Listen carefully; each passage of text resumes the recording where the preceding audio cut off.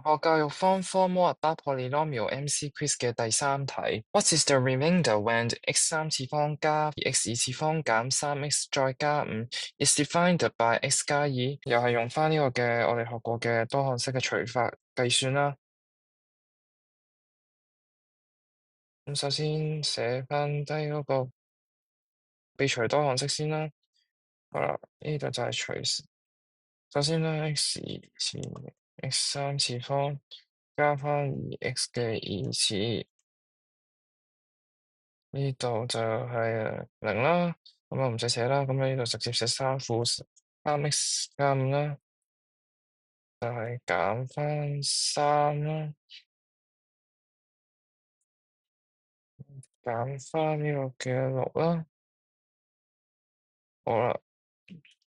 咁5加翻6就係等於11嘅，咁嗰個 quotient 咧